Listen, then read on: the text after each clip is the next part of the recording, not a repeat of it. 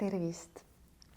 Meie istume siin täna Brenda Lokitaga. Suur tänu, et sa tulid ja leidsid aega kohtumiseks ja mul on väga hea meel, et me saame sinuga täna rääkida tantrast ja eelkõige siis valgest tantrast.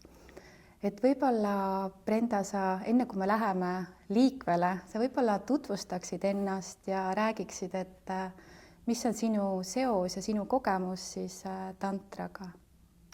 Tere! Tervist! Mul on ka väga tore, et sa kutsusid mind siia nagu rääkima sellest, sest see teema mind ka ennast väga kõnetab. Ma olen ise taibanud, et inimestel on kuidagi tantraga mingi niisugune teistsugune arusaam võib-olla, et minu kokkupuude tantraga baseerubki siis Vigyan Bhairav tantral, mis on siis niisugune iidne tantra ja meditatsiooniteadus. Osho ütleb selle kohta, et see on kõige põhilisem meditatsiooni teadus. Ja siis sellest tulenevalt on Osho saladuste raamatu meditatsioonipraktikad, mis on siis kõik põhinevad siis selle Vigyan Bhairav tantra 112 tehnikale.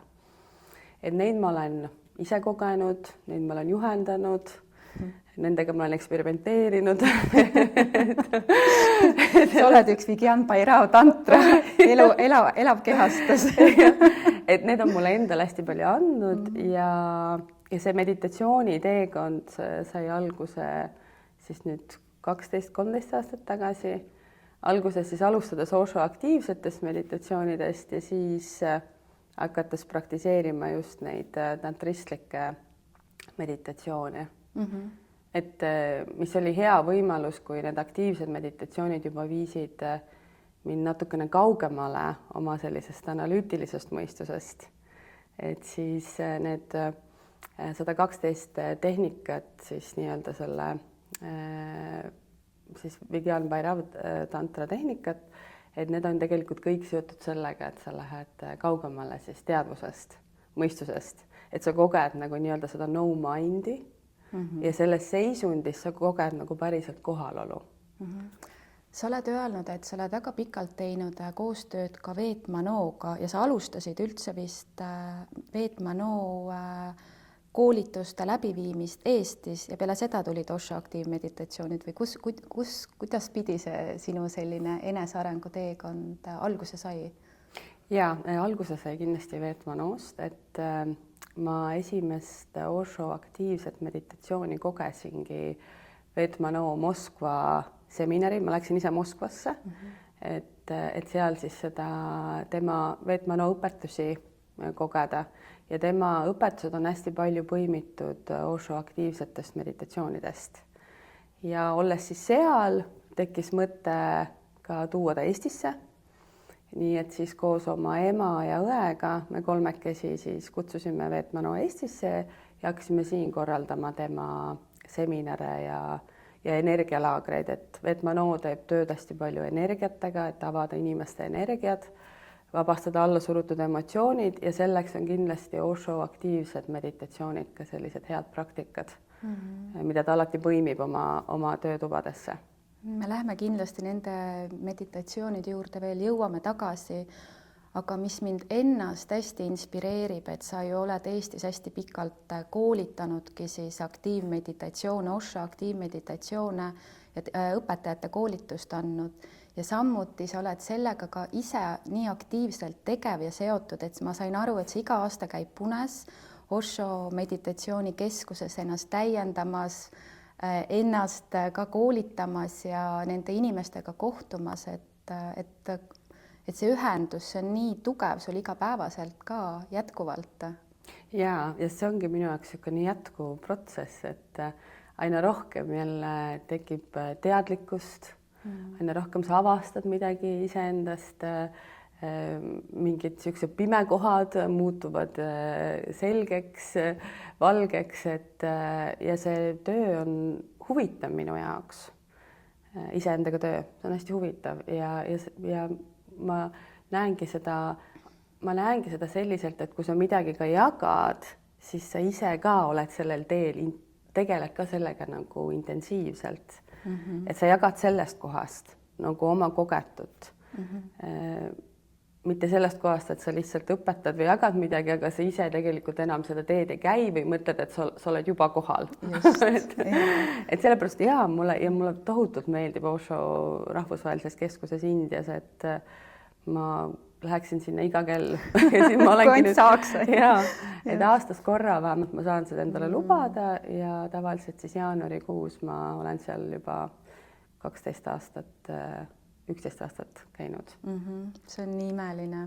Aga võib-olla sa, Brenda, sooviksid jagada ka, et mis oli see impulss, mis sind üldse viis sinna teekonnale uurima iseennast sügavamalt ja kuidas sa sattusid nende, ütleme, igapäevaselt kasutama neid Osho aktiivmeditatsioone ja neid kõiki tehnikaid, mis sellega kaasneb, ka see teadlikkus? Ütleme, minu nagu selline lugu on seotud sellega, et 20. eluaastad olid minu jaoks väga keeruline aeg. Ma olin üksikema, ma õppisin, ma töötasin, maksin juba pangalaenu, et seda kõike oli tegelikult liiga palju, ma tundsin ja ma ei osanud sellega nagu toime tulla ja mul tekkis selline sügav depressioon. Ja puuduski nagu selline elujanu ja elutahe, et tekkisid ka lisaks söömishäired juba olles siis 16-aastane, et selles mõttes need olid nagu raske koht minu jaoks, aga minus oli see, et ma tahtsin mingit muutust, ma teadsin, et see on minu kätes. Ma tundsin seda, et see on see, mida ma tegelikult, erinevad asjad, ma proovisin hästi palju erinevaid asju, et hüpnoosi ja mingeid teraapiaid, tavapsühhiaatrit, tavapsühholoogiat, et mingil põhjusel ma ei jõudnud sellesse kohta, kus mul oleks hea olla. Aga ma läksin siis sinna Vetmano juurde, sinna Moskvasse ja esimest korda tehes siis aktiivsed tehnikaid ja vabastades tegelikult ka seda kõike, mis oli kogunenud, on ju, seda kaost, mis oli tegelikult hinges, et seda viha ja seda valu ja kõike, siis ma jõudsin sellesse nagu heasse kohta. Sa tundsid seda rahu? Ma tundsin seda nagu koheselt, et mingi muutus on toimunud ja ma tundsin, et ma olen kontaktis oma kehaga, mida ma ei olnud võib-olla, ma ei tea, mitu aastat kogenud, mitukümmend aastat kogenud. Et ma olin nii palju oma mõistuses, et igast ju ambitsioonid ja mis võiks olla ja mis peaks olema. No. Elame tulevikus. Ja ma arvan, et 20 on paljude jaoks nagu väga keeruline aeg. Ma väga tunnen ennast ära sinu jagamises. Et aga siis see kogemus andis mulle selle tunde, ja ma olen inimene, kes peab ise kogema. Et tegelikult mingi muutus toimus ja see andis selle impulsi nagu jätkamiseks. Just, ja Vigyan Bhairava-tantra ütleb ju samamoodi, et enda isiklik kogemus, et mitte see, et sa võtad nagu mingi teadmise, vaid sa tegelikult koged selle ära. Ja see rahulolu tunne, mis tuli tegelikult sinu sees, sest väline maailm ju jäi samaks. Väline ei muutunud, et see on jälle see mõistmine, et kõik algab meie seest. Just, täpselt, et see on seotud ainult tegelikult kogemisega ja tegelikult kohaloluga, et sa oled kohal selles hetkes. Et selles hetkes sul tegelikult ei ole ju halb, on ju, või et sul on mingid asjad, mis on minevikus, mis võib-olla toovad kaasa mingi emotsiooni või mingid ambitsioonid, mida sa kõike tahaksid. Aga kui sa oled siin ja praegu, mis iganes sa siis teed, et kõik on ju okei, on ju. Ja, see on nii imeline kuulda see lugu, et sa nii noorena juba jõudsid sellesse kohta, et sa suutsid ennast toetada selles väga intensiivses perioodis, kus me alles tegelikult ju naisena ka küpseme. Ja mul on endal ka tohutu suur tänulikkus eksistentsi ees, et see oli võimalik mul sellises vanuses. Ma ei olnud üldse heas kohas ja ma olin juba ju selleks ajaks siis ka 12-aastase tütre ema ja ma tahtsin ka talle nagu tegelikult mingit muud näidet luua.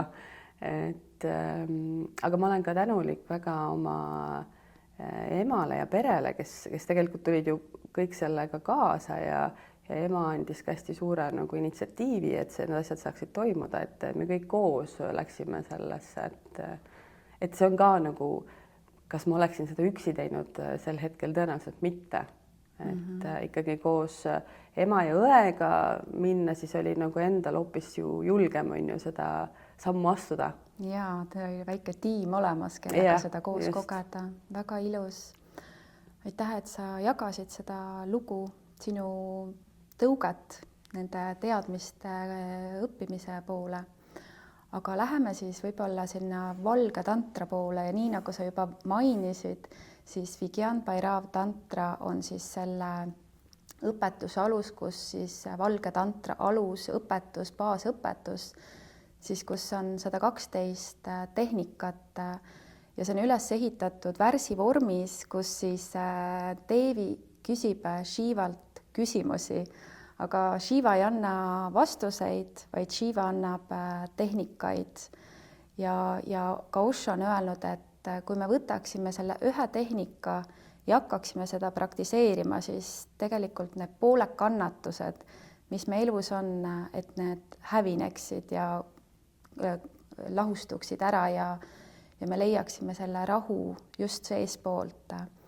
Ja samas need tehnikad on ju ka väga lihtsad, et neid ei ole keeruline kogeda ja ma väga loodan, et võib-olla selle vestluse käigus need, kes siin kuulavad, saavad ka inspiratsiooni võtta midagi kasutusele ja suuta leida parem ühendus iseendaga ja kogeda seda rahu selles elus, kus me oleme.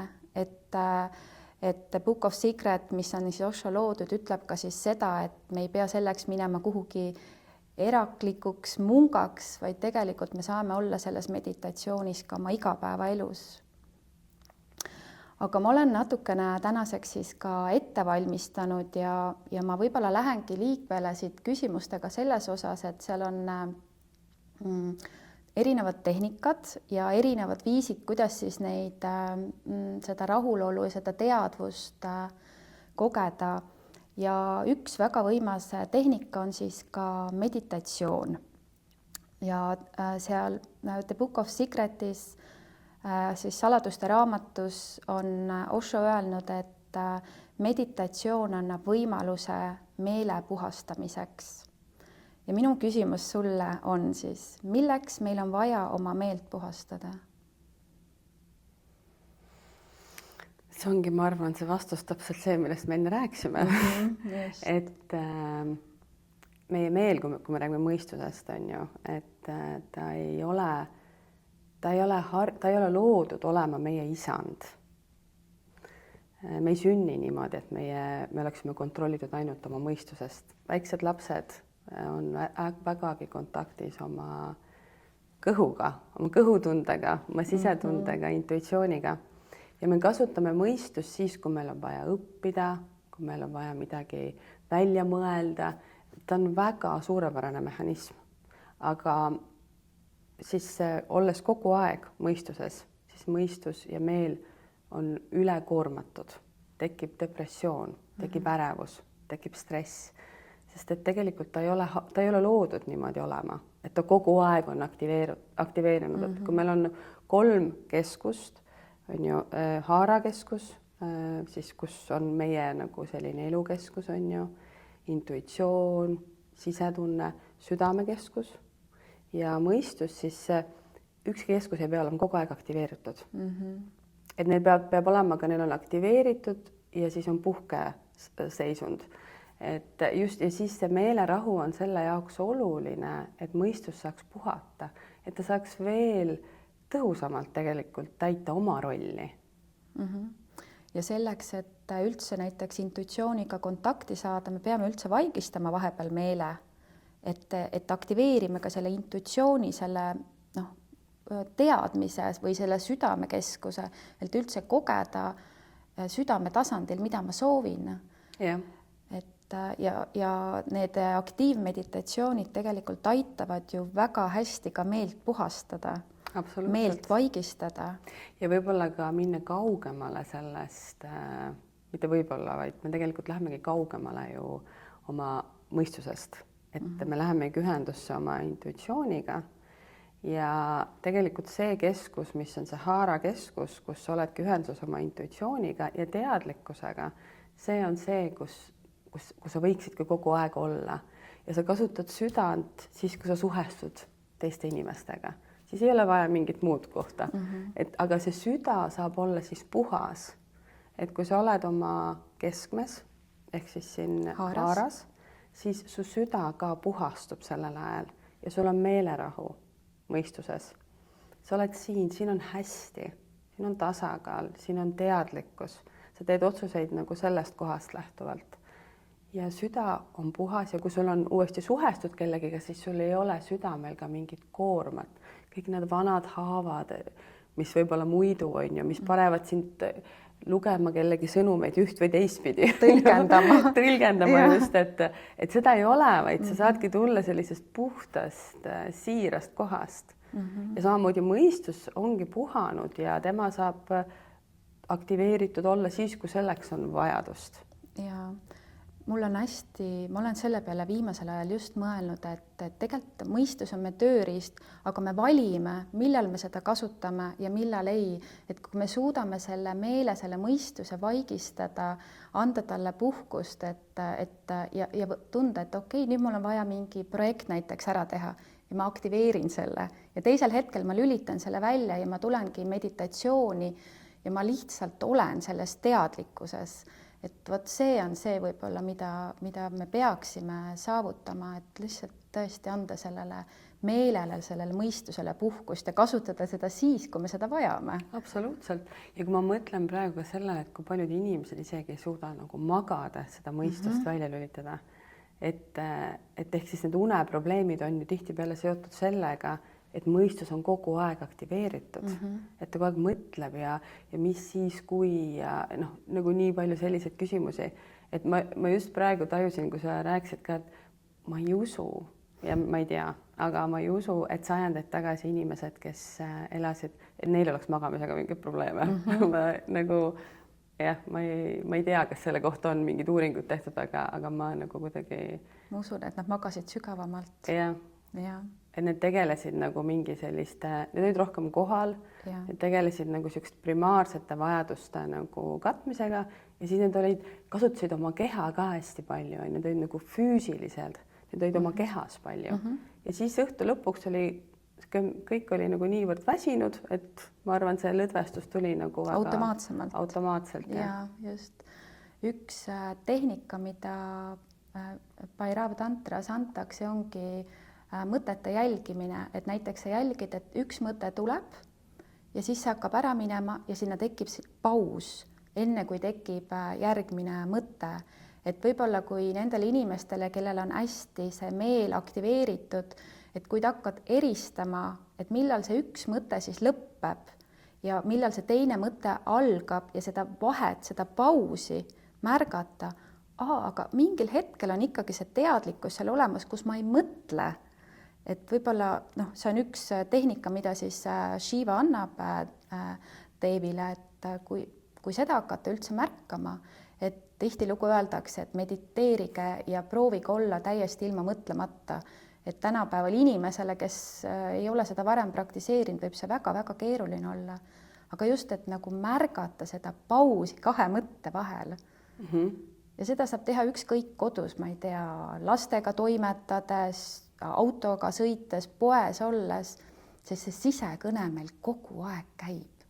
Et hakata üldse märkama seda sisekõnet, sest see on ka tegelikult mõtlemine. Ja see on ka selline aktivatsioon. Ja mõistus teeb meil tegelikult kogu aeg gibberishi. See gibberish on nagu mingi pudikeel, on ju, et me Hoshol on ka selline tehnika, kus sa hakkad tegema ise seda gibberishi, et ehk siis sa räägid keeles, mida sa ei oska. Et mõistus teeb kogu aeg seda, aga kui sa hakkad seda tegema, siis mõistus hetkeks nagu peatub. Tuleb error, mis toimub, mida sa hakkasid tegema? Ja meditatsioon on tegelikult midagi, mida me ei peata mõistust. Seda poleks vaja absoluutselt teha. Et me ei peata nagu seda mõtete jada, me ei tee mitte midagi selleks. Kui sa juba teed midagi selleks, siis sa oled juba kadunud. et sa ei ürita midagi, sa ei tee mingit pingutust selleks, vaid sa lihtsalt vaatled neid, sa lihtsalt märkad neid ja just nagu sa ütlesid, seda pausi, see on ka üks tehnika, aga see võib olla tegelikult keeruline inimestele, kellele minul endal samamoodi alguses, kel ei olnud mingit pausi. Ma ei saanud arugi sellest, kui ma olen juba kadunud erinevate mõtetega, et seal ei olnud mingi, sa pead, et sa saaksid seda pausi tajuda, sa pead aru saama sellest, et sa oled juba kadunud kuskile. Ja, teadlikkus peab olema selles, et mul on need mõttejada, mis ei katkegi. Ja, aga kui sul ei ole tegelikult seda ja sa ju nii palju identifitseerid ennast läbi selle mõtte, et sa ei saa aru seda, et midagi muud on veel. Et seepärast need aktiivsed meditatsioonid aitavad sul kõigepealt nagu seda nagu mõistus selles mõttes rahustada, et sa õpidki rohkem nagu vaatlema seda ja seal on need aktiivne osa ja siis on vaikus, sa justkui nagu juhtud sinna, sa satud sinna. Et see on nagu sattumine. Ja siis nagu ütleme, nagu sellist tehnikat, nagu sa kirjeldasid Osho saladuste raamatus seda, et vaadelda neid pause mõtete vahel võib-olla on lihtsam. Samuti seal raamatus on hästi kihvt tehnika, et vaadata pause hingamiste vahel. Et kui sa nagu, võib-olla see hingamisega sul on nagu alguses kergem, et sa nagu lähed sellesse pausi, mis on sissehingamise ja väljahingamise vahel ja väljahingamise ja sissehingamise vahel. See on alati paus. Ja tantra ütleb, et iga sissehingamisega sa sünnid ja iga väljahingamisega sa sured. Et selles pausis ei ole sind. Ja. Et see on selline hästi kihvt praktika, mida saab ka nagu ise hakata harjutama. Just. Ja kui sa juba suudad seda pausi nagu märgata, siis on võib-olla kergem märgata neid pause ka mõtete vahel. Kindlasti, sest hingamine, kui sa tood teadlikkuse hingamisele, on seda palju kergem teha kui seda, et ma hakkan oma mõtteid kontrollima. Ja need on väga head tehnikad, mida me kohe soovitame kasutusele võtta, et just, et seda kannatust vähendada ja see toob meelerahu. See hakkab tooma meelerahu. Absoluutselt. Ja Oshol vist on niimoodi, et soovitatakse teha 7, 21 või 28 päeva, et seda muutus kogeda. Ja Osho on rääkinud 7, 21 ja ka 3 kuust. Et ta ütleb, et sa tunned, kui see tehnika ennast nagu ammendab. Aga lase sellel tehnikal nagu toimetada sinuga. Mina tegin Osho dünaamilist meditatsiooni, see oli mu esimene meditatsioon, mida ma valisin. Just selleks, et tulla rohkem oma kehasse, saada üldse teada, mis tunne see on, kui sa oled oma kehas, on ju. Ja sellega mõistus tegelikult lõdvestub kohe, sest su keha on alati kohal, alati toob sind kohale. Ja ma tegin seda 3 kuud iga päev. Ja siis ta nagu, ma tundsin, et okei, et nüüd ma hakkasin mingeid muid tehnikaid edasi tegema. See sisetunne tuleb, et ma olen selle ringi sulgen ära nüüd. Selleks hetkeks. Just, selleks hetkeks absoluutselt, sest teinekord meil on seda jälle vaja. Absoluutselt, et see ongi nagu kihvt, kui sul oled omandanud erinevaid praktikaid, et siis sa saad ju ise, ja sul on endal ka huvitav, et nagu see päev ma tahan teha seda, et see päev jälle nagu seda, et jah. See on huvitav. Mulle meeldib ennast häälestada millegile, kui ma midagi teen ja eile õhtul ma tegin kundaliini meditatsiooni, et häälestada ja aktiveerida oma peenenergiat. Et samamoodi ma tundsin, kuidas see tõi mind väga kehasse. Et väga lihtne kogeda üldse keha ja võib-olla kui inimene ei ole kunagi kogenud, et mis asi see kehalolu siis on, et siis need aktiivmeditatsioonid ikkagi väga aitavad kogeda, kas või see, et ma tunnen väsimust või ma tunnen valu, on väga tugevad aistingud, et üldse oma kehaga võib-olla ühendus saada. Just. Ja ka sellest on ka ju palju räägitud, et näiteks puberteedi eas lapsed tihtipeale, kellel on raske puberteediga või teismelisiga, et see lõikumine, näiteks käte lõikumine, see ongi, mis on ka ju siin räägitud, et see on sellepärast, et need on nii palju, need noored on oma mõistuses, et see annab neile mingi valuaistingu, et need tuleksid oma kehaga ühendusse. Et mõistus vaigistada. Jaa, et tulla nagu tulla, sest et intuitiivselt, instinktiivselt need teavad seda, et see aitaks neid. Et nagu see, et kui sa oled oma kehas, siis see aitab sind. Ja teisalt ka näiteks, mida ma olen näinud, on ka see, et paljud inimesed on teatud inimesed, kes nagu nad ütlevadki, et need on oma kehas, on ju, ja need ongi oma kehas, aga need kaovad ära sinna. Ja, Et seal puudub ka teadlikkus. just. Nii nagu sa kaod ära oma mõtetesse, siis sa kaod ära oma keha liigutusse või keha tunnetesse. Et need Osho aktiivsed meditatsioonid, need kaasavad keha, aga see õpe on ikkagi, et vaadelda, tulla kohale. Olla vaatleja selles, et see, kui sa oled vaatleja, sa koged keha aistingud vaatlejana, siis sa ei saa ära lennata, sa ei saa ära minna. Et mina olen kogenud ka nende aktiivmeditatsioonidega, et ma jään nagu siia reaalsusesse, et ma ei lenda ära, et väga paljud meditatsioonid võivad meid väga kõrgele lennutada, et me dissotseerume sellest reaalsusest ja siis on keeruline see tagasi tulla, sest see ei tundu mugav, aga Osho aktiivmeditatsioonid annavad mulle võimaluse püsida siin. Et see on minu arust ka väga oluline. Et see kohalolu praktikas on samamoodi nagu Vigyan Bhairava tantra. Ükski nendest ei ole seda, et sind ära lennutada, vaid kõik on seotud sellega, et tulla kohale, sest see kohalolu ongi see, kus sa tunned tegelikult seda, et kui hea sul on olla siin ja praegu. Et see kohalolu ei ole midagi nagu halba, vaid vastupidi, sa hakkad nagu suhestuma teistmoodi inimeste ja asjadega, mis on su elus. See äralendamine on eskapism, nagu absoluutselt, et see ongi samamoodi, et kui sa valid ka praktikad või lähed, inimesed, kes lähevadki, ma ei tea, mägedesse ja elu lõpuni vaatavad lihtsalt oma naba liikumist, on ju, aga need unustavad kõik oma lapsed, tööd, kõik muud asjad kuskile siia, on ju. Et noh, tegelikult need Osho praktikad ja samamoodi see iidne tarkus, mis on loodud, on selleks just, et tulla siia kohale ja siis juba sellest vaatlemisest ja kohalolust hakkab nagu tohutult midagi ilusat sündima. Ja tegelikult need tehnikad on antud ka selles, et see elu siin ja praegu toimub, et kuidas me integreerime neid erinevaid tehnikaid ja praktikaid oma igapäevaellu. Et samamoodi siis selles Vigyan Bhairava tantras on need kirjeldused olemas, et kuidas seda kõike integreerida oma igapäevaellu ja need suutrad on 5000 aastat vanad. Et ma usun, et väga sügavad teadmised. Aga liigume siis edasi nende sügavate teadmistega ja seal on ära märgitud ka teadvus ja öeldud, et teadvus ärkab hingamise kaudu.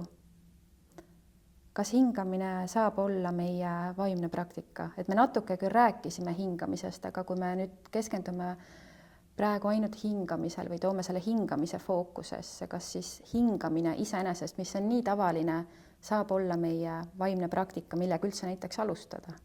Absoluutselt saab. Aga selles on, ütleme, need hingamispraktikaid, mida pakutakse. Paljud nendest on loodud selleks, et see vabastab hingamine näiteks. Et vabastada mingit blokeeringut, see on nagu emotional release, see on emotsioonide vabastamine. Et kui selles ei ole nagu mingit vaikuse staadiumid, kui selles ei ole, kui see kuidagi ei too meid teadlikkusse, siis see meditatsioon ei ole. Et ehk siis need hingamise praktikad, mis on toodud seal Vigyan Bhairava tantra raamatus või Osho saladuste raamatuski välja, need on meditatsioonid. Et nagu see hingamine, et tunneta seda pausi kahe hingamise vahel. Sa teed seda ja tegelikult see õpetab sind vaatlema seda kõike, nagu, mis sinuga toimub ja annab sulle tegelikult, toob sind teadlikkusse. Ta laiendab sinu teadvust. Aga pigem see paus on see, mis kannab meid, mis meil on oluline. Ja. Ja näiteks, kui ma pakun seda praktikat ka kuskil gruppides, siis see ongi esimene staadium. ja siis on sinna veel teine staadium juurde heitatud ja kolmas staadium, et mis on siis vaikus, on ju, et lahustumine kõige selle teadvusega või teadlikkusega, on ju. Et sa lahustud sellesse, et selles suhtes siis sellest saab mingi selline kogemus, mis on sinu jaoks ühtepidi elu muutav, aga teistpidi ka ta annab sulle midagi, mis püsib sinuga. Kui see on lihtsalt emotsioonide vabastamine, siis see on ka elu muutav selles mõttes, et sa midagi kindlasti vabaneb. Absoluutselt, sa vabastad selle, aga mingit teadlikkust sellest ei kasva, on ju. Et see emotsioone tuleb meil iga päev juurde. Lihtsalt need praktikad on üliolulised, et õppida neid emotsioone vabastama. Aga meditatsioon, kui selline on midagi nagu, mis tõstab sinu teadlikkust ja õpetab sind vaatlema ka neid emotsioone, mis tulevad. On ju? Et see eesmärk on tegelikult õppida nii mõistust, nii mõtteid, kui neid emotsioone vaatlema. Mitte nendesse ära kaduma, mitte neid alla suruma, aga neid vaatlema ja sellest piisab. Kui sa oskad seda, kui see nagu tehnika on selge, siis ei olegi vaja midagi rohkem teha. Ja just, et kui me räägime ka aktiivmeditatsioonidest, et siis tegelikult mingid etapid on väga intensiivsed, väga totaalsed, nii nagu Osho ütleb, aga siis järgneb vaikus ja tegelikult seal toimub see teadlikkuse laienemine ja integratsioon. Ja vaatlemine. Et seal on hästi paljud ju aktiivsed meditatsioonid ka hõlmavad mingid staadiumid hingamist, mingi hingamispraktika, hingamistehnika, et tekitada midagi ja siis sellest saab järgmine staadium alguse ja siis sellest saab järgmine staadium ja siis see lõpeb alati vaikusega ja vaatlemisega. Räägime võib-olla siinkohal ära ka totaalsuse, et Osho mainib totaalsust. Kui me teeme tehnikaid, praktikaid, aktiivmeditatsioone, siis ta ütleb, et ole totaalne. Miks me peame olema totaalsed? Sest et siis me elamegi oma elu täisväärtuslikult, et nagu suurelt. See totaalsus tegelikult kaob, kui me oleme sandistatud oma hirmudest, on ju, ja siis meie elu muutub väikseks.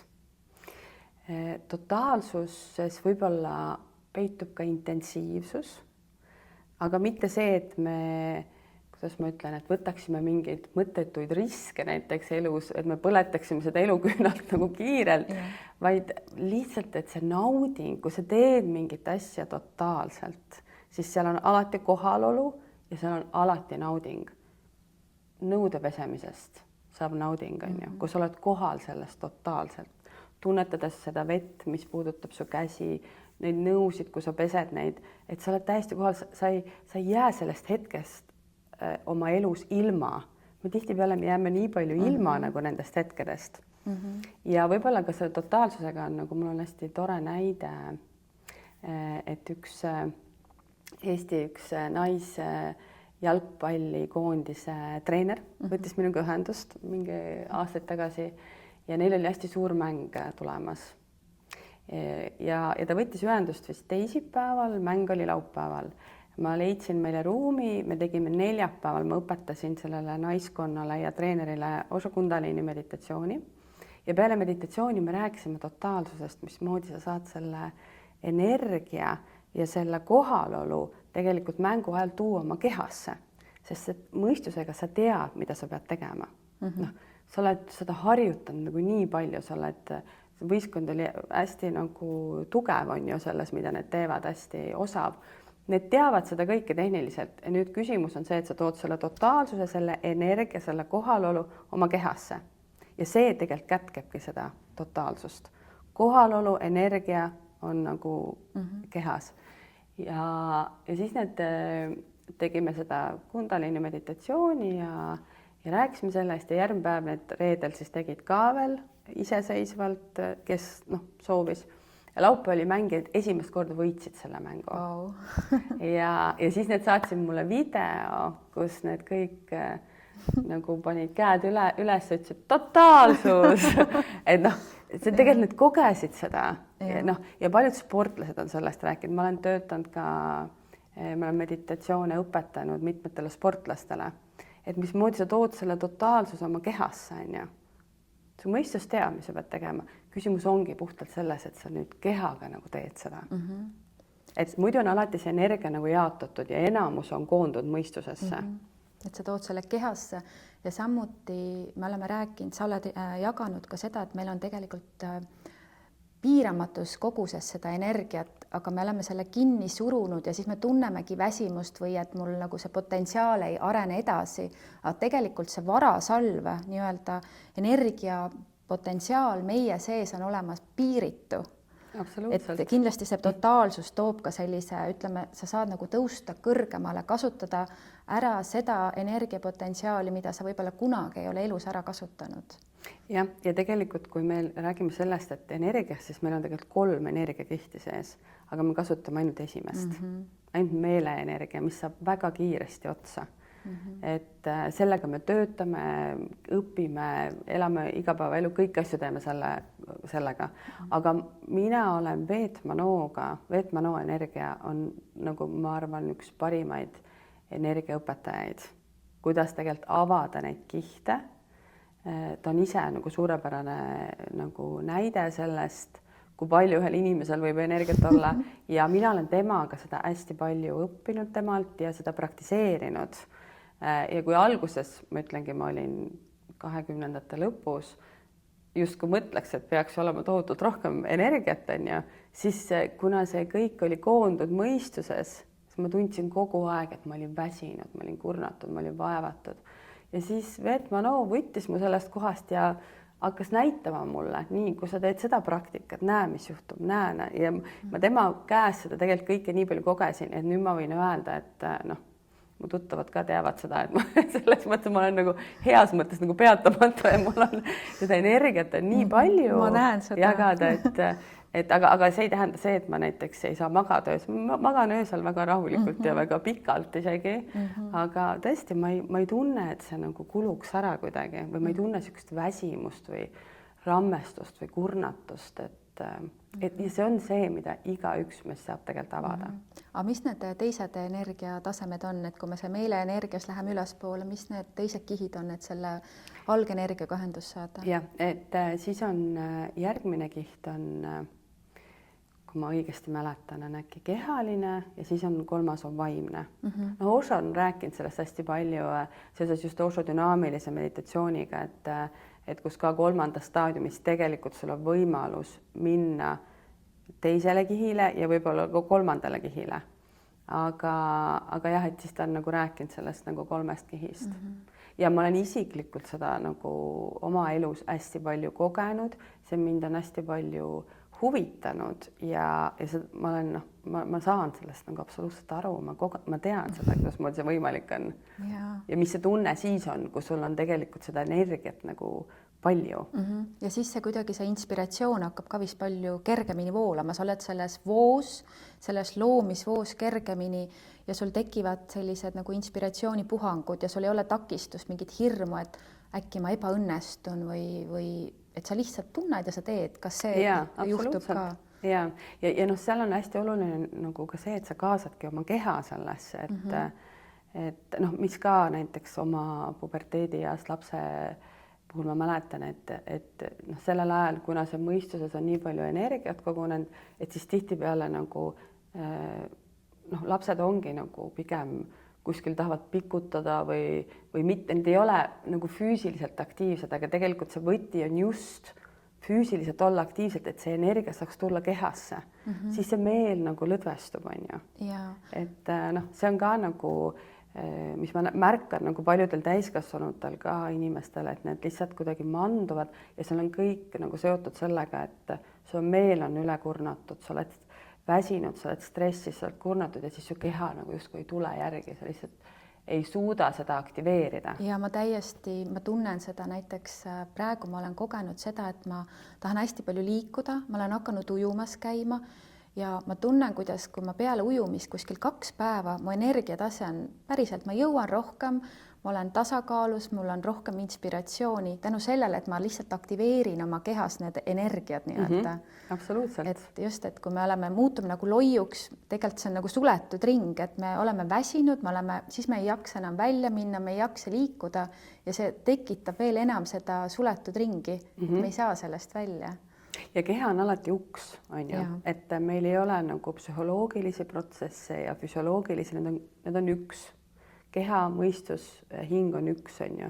Et aga ükskõik kummast sa alustad, kas alustad mõistusest, et muuta keha, või sa alustad kehast, et muuta mõistust, aga lihtsalt kehast on alati nagu lihtsam alustada. Ta on lähemal sulle ja keha on uks, ja tegelikult millega sa muudad nagu mõlemat. Ehk siis too see energia nagu oma kehasse, hakka nagu jooksmas käima, hakka midagi liigutama ennast, hakka tegema aktiivset meditatsioone, on ju, ja sa näed tegelikult, mismoodi kõik muutub. See muutus tuleb. Sa oled maininud mitu korda, et keha on uks ja Vigyambairava tantras öeldakse ka, et keha on tempel ja keha kaudu me pääseme siis mingis mõttes ka nirvaanasse. Ja seal on öeldud, et keha ei ole takistus, vaid keha on värav teadvusesse. Liikumatus, värin, soojus, puudutus kui ärkamise hetked. Et kuidas siis läbi keha avardad oma teadvust? See ongi keha kaasamine, on ju, et need 112 tehnikat on nagu võtmed, mis avavad meie sisemised uksed. Ja need teekonnad on erinevad ja näiteks seal saab ka valida, et kas sa tahad nagu, kas sulle meeldivad praktikad näiteks hääle kasutamisega, hingamisega, ongi raputamisega, tantsimisega, et võib-olla sa võidki alustada sellest, et mis sulle meeldib, aga tegelikult see protsess on selles mõttes sama, et see viib sind sellesse samasse kohta, lihtsalt see teekond on erinev. Olgu.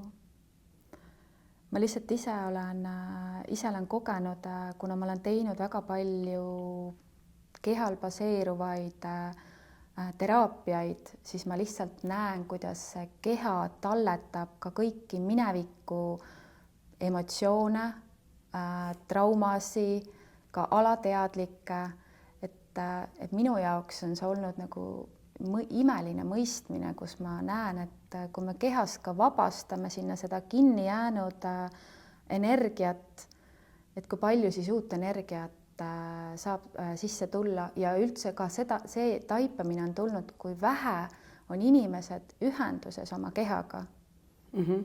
Et just need aktiivmeditatsioonid, mida ma ise olen enda peal kogenud, on minu arust just uks, et kohtuda oma selle keha teadlikkusega.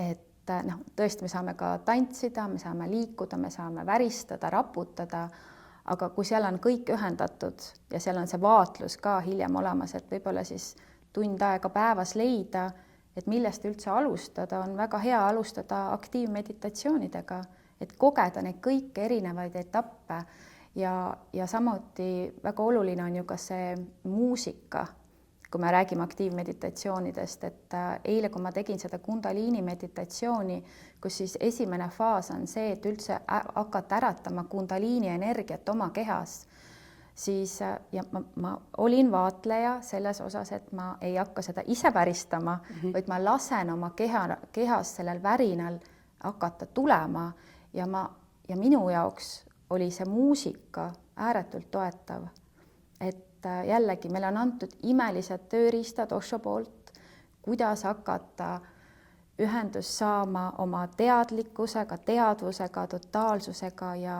eluenergiaga. Et seal on nagu kõik nii kontsentreeritult kokku pakitud.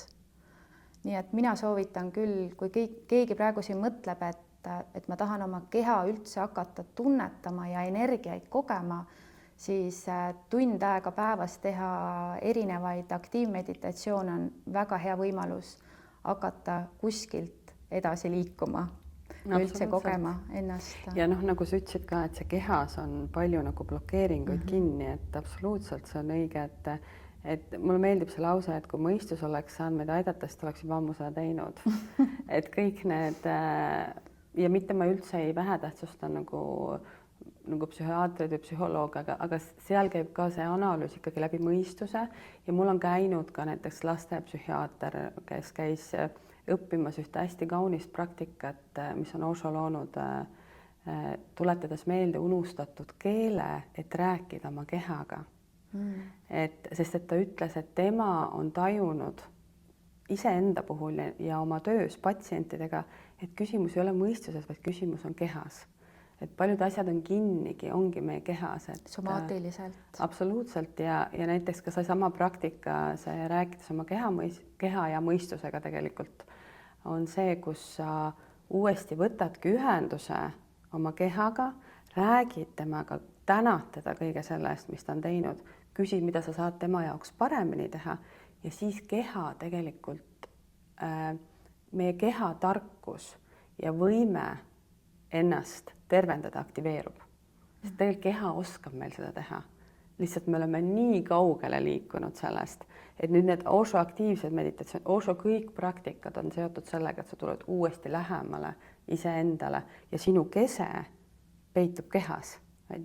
Sa tunned seda siin ju, see ei ole kuskil väljaspoole. Just, et sinu keskused kõik on kehas. Mõistus on ka keha osa. Ja näiteks mul on selline praktika, kus ma õhtul toon kõik oma sellised killukesed, enda tähelepanu killukesed, mis ma olen välja andnud päeva jooksul, ma kogun need siia kokku, et see tegelikult on minu ankur, minu keha, minu ankur, ma kogun ennast kõik jälle tagasi kokku. Et ma ei saa seda kuhugi, ma ei tea, ära viia, et meil on, ma olen mõnikord mõelnud, et tegelikult meil on väga lihtne mõista neid universaalseid loodusseadusi. Milleks meil on antud keha? Meil ei oleks antud keha, kui me ei peaks siin olema. Et miks me tahame siis siit ära minna? Ja kui ma ei koge keha, siis mis on selle ees, et ma ei koge seda keha? Et muidu me ei toimetaks ju siin, et meie mõistus on ka siin keha sees. See mõistusmõte ei ole seal 2 kilomeetri kaugusel või meie hing on ju ka kuidagi meie lähedal. Ta on siin meiega koos. Et see kõik toimub meie keha sees. Absoluutselt. Ja kõik, mis läheb vastuollu tegelikult kehaga, läheb vastuollu meiega. Et paljud religioonid on hästi palju õpetanud praktikad, mis tegelikult lähevad vastuollu kehaga. Et minu arusaam on alati sellest, et see keha armastamine ja tänulik olemine ja aktsepteerimine, et selles on tegelikult see tervendav jõud ja võti. Ja ka näiteks söömishäired, depressioon, need tegelikult tekivad siis, kui sa ei ole ühendus oma kehaga. Et see lahendus on need selles, et sa tuled kontakti ühendusse oma kehaga. Ja, ma olen täiesti nõus. Ja mul on nii palju põnevaid küsimusi, aga ma praegu selekteerin siit väga olulised asjad, mille ma tahaksin veel vastust saada.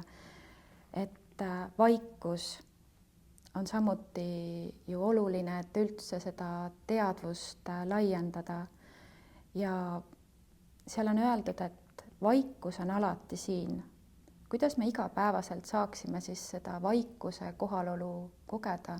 Minu arust tänapäeva ühiskonnas on see üks olulisemaid asju, mida endale teadvustada, et kuidas seda vaikust selles argipäevas kogeda.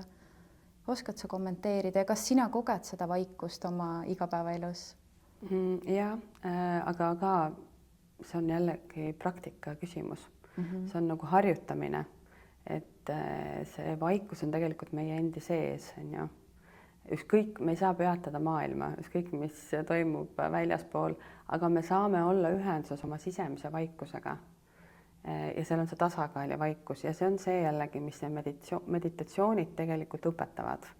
Ja siis sa justkui õpid tennist mängima, sa harjutad seda praktikat, kuni lõpuks sul on mäng selge. Nii et jah, mina küll kogen seda, ma tunnen seda vaikust enda sees ja ma saan alati sellesse minna. Ja mismoodi me saame seda oma igapäeva tegevustes praktiseerida, on läbi kohalolu. Et märka lihtsalt seda, et kui sa tõin juba enne selle näite, et tänapäeval on kõigil nõudepesumasinad paljuski, aga kui sa pesed nõusid või pesed käsi, siis kui sa paralleelselt tihtipeale, mis toimub, me mõtleme mingeid mõtteid, on ju, mida me nagu peale seda kätepesu hakkame tegema. Et aga nüüd too kogu see energia ja see on sinu energia, too see sinna kätepesemisse. Tunneta lihtsalt, mismoodi need käed puudutavad üksteist. Kui sa, ma ei tea, kasutad seepi, kui sa seebitad neid, kuidas see vesi, kuidas see temperatuur tundub su kätele, on ju. Et sellega sa tood ennast kohale ja siis sa koged ka vaikust. See vaikus peitub kohalolus. Just. Ja selles mõttes meditatsioonis on see, et vaikuse ajal me ei tee midagi, aga see praktika näiteks kas või kätte, see kõigepealt sa pead praktiseerima, kuidas tulla kohale ja kergem on seda praktiseerida, kui sa tuled sellesse tegevusse, kui sa tuled nagu kehasse, sellesse tegevusse. Seda nagu nii teeb päevas ju nii palju tegevusi, kas või see, et sa tõused ülesse, et sa märkad, et okei, kas see ruum on soe või on see külm, kas mul on kuskilt valus, et ka see võib olla see kohalolu, see vaikuse hetke kogemine. Et ma ei hakka kohe mõtlema, mida ma kõike pean tegema. Ja see vaikus ei tähenda seda, et sul on nagu ümberringi vaikus, vaid see vaikus on sinu sees, et seal ei ole nii palju nagu, et see meel on tegelikult rahulik. Kui tihti seda siis praktiseerid, et ma hakkan kogema seda vaikust, oskad sa öelda või palju sellele üldse nagu seda? Selles mõttes nii palju, kui mida rohkem sa praktiseerid, seda kiiremini sa sinna jõuad. Et ma soovitan võtta mingi meditatsioonitehnika ja teha iga päev seda, kui jällegi 21 päeva, 3 kuud. Sa näed, et see vaikus saab sulle aina omasemaks. Ma mäletan enda algust Kundalini meditatsiooniga näiteks. Ma ei saanud absoluutselt aru sellest viimasest 2 aastast, millest üks oli vaikus ja teine oli istumine. Esimesed 2 tundusid nagu, et ma saan sellega hakkama. No ma teen midagi, ma sooritan. Ma teen midagi, et on ju, aga et nagu viimased 2 ja mida rohkem ma tegin, seda rohkem ma hakkasin need viimast 2 nautima. Ja. Et selles mõttes see vaikus saab sinu jaoks nagu nii kauniks osaks sinust. Pühaks. Ja nii pühaks, just. Ja. See oli vaikuses on ju 7 päeva. Et noh, see on nagu midagi nagu niivõrd imelist, on ju. See on nii ilus, see on nagu kõige ilusam kingitus. Ma olen mõnikord mõelnud, et kui inimene küsib, et kuidas ma saaksin õnnelik olla ja ma olen mõelnud, et ma tahaks öelda, et mediteeri, aga kui nagu väga paljud inimesed ei ole selleks valmis, aga päriselt ka, kui nagu lühidalt küsida, aga keegi küsib ühe küsimuse, et kuidas ma saan kannatusest vabaneda ja õnnelik olla, siis ma ütleksin, et ole vaikuses ja mediteeri. Et see on tegelikult kiirtee, aga see ei ole kerge. See nõuab distsipliini, aga see on vabanemine kannatusest. Ja see on ka tegelikult hästi, sa aktsepteerid kõik, et see Osho saladuste raamatus on hästi ilus meditatsioon ka see Vigyan Bhairava tantra meditatsioon, mis on nimi, et include everything into your being.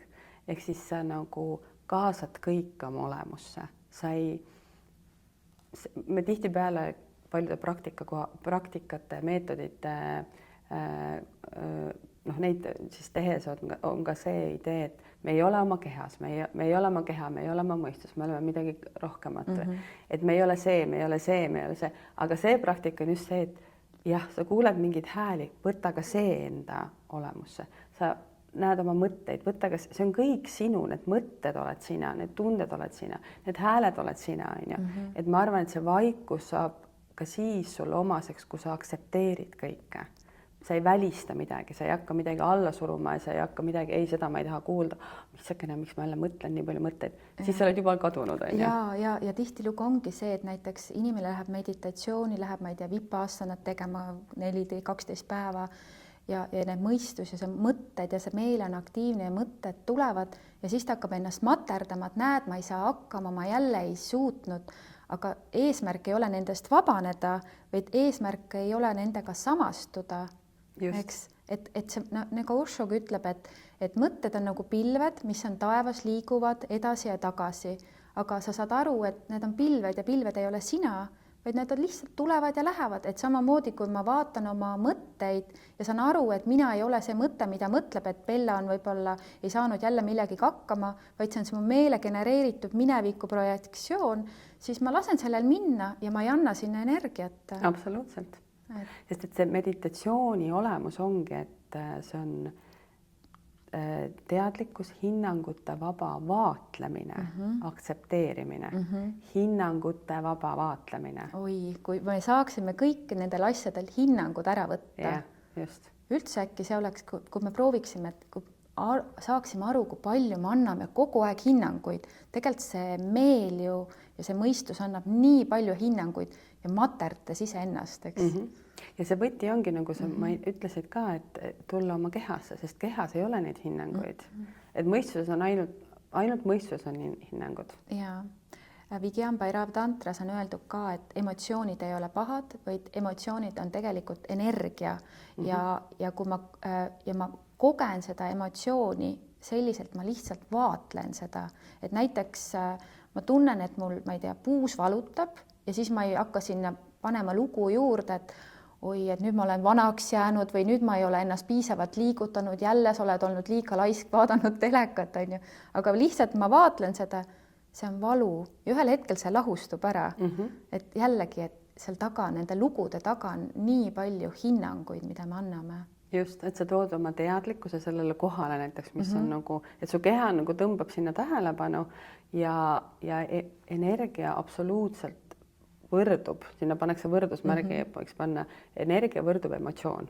Emotsioon võrdub energia, et ei ole üldse midagi halba nagu viha emotsioonil või mis me mõnikord lahterdame, et pahad emotsioonid justkui head, see on lihtsalt energia, mis meis liigub ja see viha energia on ülioluline, tegelikult see punane energia, aga lihtsalt seda õppida nagu ka endast nagu välja elama mingite tehnikate abil, on ju, et mitte kellegi teise peal. Et kui see tekib, siis sa saad aru ja tegelikult meditatsioon õpetabki, sa saad aru, okei, mingi lüliti käivitus, see tekkis, sa õpid seda vaatlema ja siis sul tegelikult sul puudub vajadus seda kuidagi välja elada või karjuda, et sellest vaatlemisest piisab, et see lahustuks. Jaa, see on ka väga võimas. Aga nüüd, nagu ma ütlesin, mul on väga palju mõtteid veel, aga mul on üks oluline mõte, mis saladuste raamatus ka Osho välja toob, et õpetaja ei anna vastuseid, vaid ta aitab märgata, mis on juba olemas ja suunab isiklikku kogemusse. Et kui ma sinu juures käisin koolitusel, siis sa ei andnud mitte ühtegi nõu, sa vaid küsisid, et mis oli sinu kogemus. Ja me rääkisime sellest, et kui tihti meile tänapäeval terapeudid või õpetajad annavad nõu, et mida sa peaksid tegema, ma ei tea, et paremini ennast tunda.